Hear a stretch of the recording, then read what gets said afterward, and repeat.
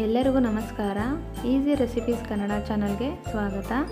Friends, ನಾವಿವತ್ತು ಬೆಂಡೆಕಾಯಿ ಮಸಾಲೆ ಗ್ರೇವಿ ಹೇಗೆ ಮಾಡೋದು ಅಂತ ನೋಡೋಣ. ತುಂಬ ಈಸಿ ಇದು ಮಾಡೋದು. ನೋಡಿ, ಒಲೆ ಮೇಲೆ ಒಂದು ಬಾಣಲೆ ಇಟ್ಕೊಂಡಿದ್ದೀನಿ. ಅದಕ್ಕೆ 2 ಟೀ ಸ್ಪೂನ್ ಆಗೋಷ್ಟು ಎಣ್ಣೆ ಸೇರಿಸ್ಕೊಂಡಿದ್ದೀನಿ. ನಾನಿಲ್ಲಿ ಅರ್ಧ kg ಬೆಂಡೆಕಾಯಿನ ನೀಟಾಗಿ ತೊಳೆದು ಬಟ್ಟೆಯಲ್ಲಿ ಒರೆಸಿ ಇಟ್ಕೊಂಡಿದ್ದೀನಿ. ಅದನ್ನು ಹಾಕೋತಾ ಇದ್ದೀನಿ. ನೋಡಿ, ಬೆಂಡೆಕಾಯಿನ 4 ರಿಂದ 5 ನಿಮಿಷ ನಾವು ಎಣ್ಣೆಯಲ್ಲಿ ಈ ರೀತಿ ಫ್ರೈ ಮಾಡ್ಕೋಬೇಕು. ಮೀಡಿಯಮ್ ಫ್ಲೇಮಲ್ಲಿ ನಾವು ಇದನ್ನು ಹುರ್ಕೋಬೇಕು. ನಂತರ ಇದಕ್ಕೆ ನಾನು 2 ಟೀ ಸ್ಪೂನ್ ಆಗೋಷ್ಟು ಎಣ್ಣೆ ಸೇರಿಸ್ಕೊತಾ ಇದ್ದೀನಿ. 1 ಪಲಾವ್ ಎಲೆ ಹಾಕೋತಾ ಇದ್ದೀನಿ, 1 ಪೀಸು ಚಕ್ಕೆ ಹಾಕ್ತಾ ಇದ್ದೀನಿ, 1 ಚಕ್ರ ಮೊಗ್ಗು ಹಾಕೋತಾ ಇದ್ದೀನಿ, 1 ಲವಂಗ ಹಾಕೋತಾ ಇದ್ದೀನಿ. ನಂತರ 1/4 ಟೀ ಸ್ಪೂನ್ ಆಗೋಷ್ಟು ಜೀರಿಗೆ ಹಾಕೋತಾ ಇದ್ದೀನಿ, 1/4 ಟೀ ಸ್ಪೂನ್ ಆಗೋಷ್ಟು ಸೋಂಪು ಹಾಕೋತಾ ಇದ್ದೀನಿ. ನಂತರ ಇದಕ್ಕೆ ಸ್ವಲ್ಪ ಕರಿಬೇವು ಸೊಪ್ಪು ಹಾಕೋತಾ ಇದ್ದೀನಿ. ನಂತರ ಇಲ್ಲಿ 2 ಮೀಡಿಯಮ್ ಸೈಜ್ ಈರುಳ್ಳಿನ ಕಟ್ ಮಾಡಿ ಇಟ್ಕೊಂಡಿದ್ದೀನಿ, ಅದನ್ನು ಹಾಕೋತಾ ಇದ್ದೀನಿ. ನೋಡಿ, ಈರುಳ್ಳಿನ 2 ರಿಂದ 3 ನಿಮಿಷ ಚೆನ್ನಾಗಿ ನಾವು ಫ್ರೈ ಮಾಡ್ಕೋಬೇಕು.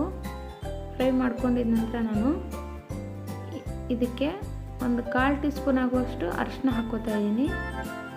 ಮತ್ತು ಇದನ್ನು ಮಿಕ್ಸ್ ಮಾಡ್ಕೋತಾ ಇದ್ದೀನಿ. ನೋಡಿ, ನಂತರ ಇದಕ್ಕೆ 2 ಮೀಡಿಯಮ್ ಸೈಜ್ ಟೊಮೆಟೊ ಹಣ್ಣು ನಾನು ರುಬ್ಬಿಟ್ಕೊಂಡಿದ್ದೀನಿ, ಅದನ್ನು ಹಾಕೋತಾ ಇದ್ದೀನಿ.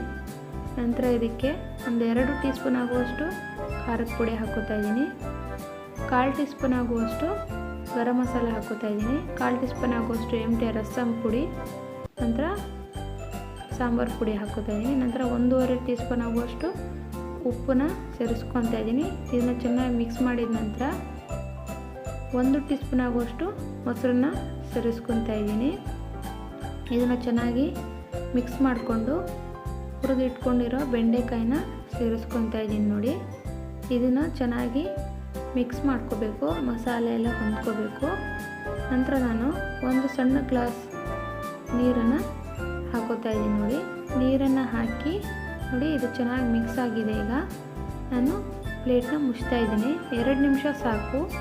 ನಾನೀಗ ಕೊತ್ತಂಬರಿ ಸೊಪ್ಪನ್ನ ಹಾಕೋತಾ ಇದ್ದೀನಿ. ಇಷ್ಟೇ ಫ್ರೆಂಡ್ಸ್, ತುಂಬ ಈಸಿಯಾಗಿರುತ್ತೆ. ಈ ರೆಸಿಪಿ ಇಷ್ಟ ಆದರೆ ಪ್ಲೀಸ್ ನನ್ನ ಚಾನಲ್ನ ಲೈಕ್ ಮಾಡಿ, ಸಬ್ಸ್ಕ್ರೈಬ್ ಮಾಡಿ, ಬೆಲ್ ಐಕಾನ್ ಒತ್ತಿ, ಶೇರ್ ಮಾಡಿ. Thank you.